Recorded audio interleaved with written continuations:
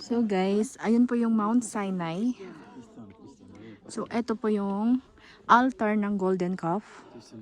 Pagbaba ni Prophet Moses. Okay. Nagkakasiyahan yung mga Israeli. Dito binild. At nung nagalit siya, parang dito daw niya, I don't know what the right term, sinunog or ano yung calf or inihulog. So hanggang ngayon, andito pa rin yung bakas. Na parang nasunog or sinunog. Kung titignan mo ng malapitan, ayan, kumikinang-kinang siya. So may mga gold siya. Yan yung na gold ng mga isla.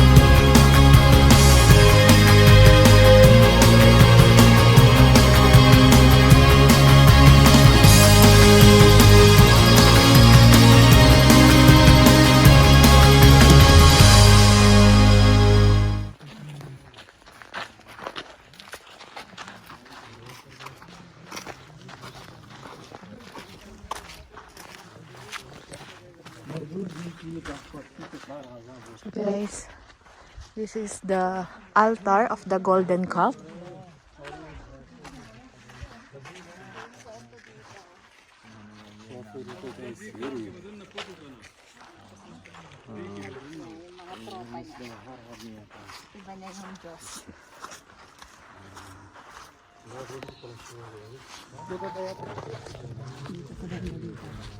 Ay, kalabaw.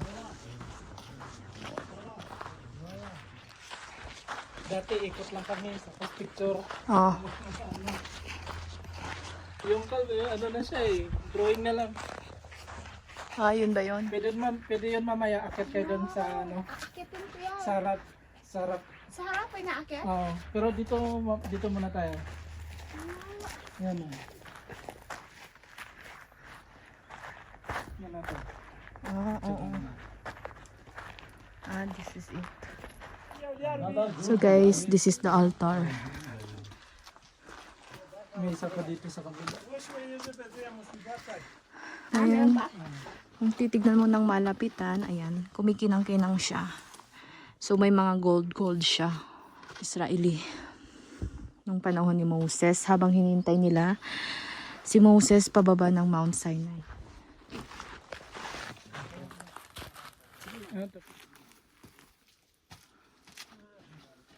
अल्लाह का अज़ाब तो फिर ऐसे ही आएगा।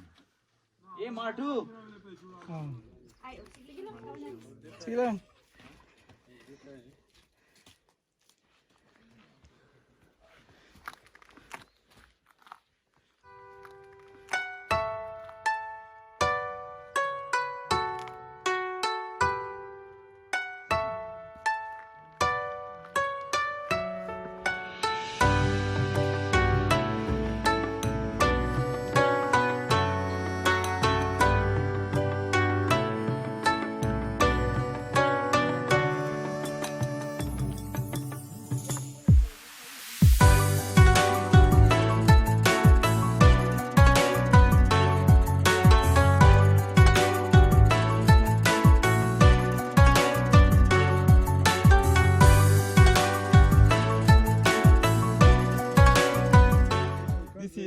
This area Christian cafe.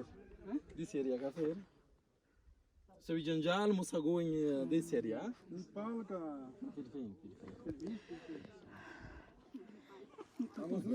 So guys, ayun po yung Mount Sinai. So eto po yung altar ng Golden Calf. Pagbaba ni Prophet Moses. Okay. Nagkakasiyahan yung mga Israeli. Dito binild. At nung nagalit siya, parang dito daw niya, I don't know what the right term, sinunog or ano yung calf or inihulog. So hanggang ngayon, andito pa rin yung bakas. Na parang nasunog or sinunog.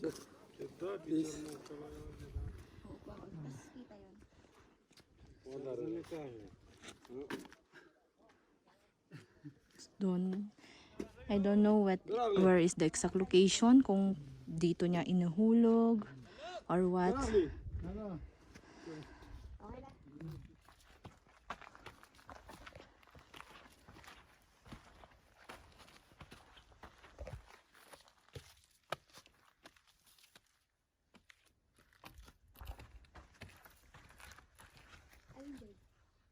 Hindi pwede ka dito pa picture sa ano. Dito, nandiyan yung ano.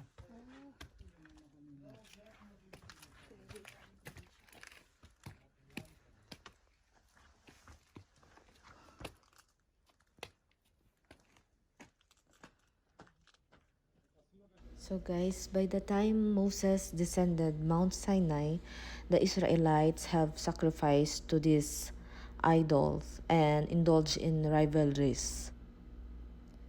So the situation had some out of control. The golden calf consequences.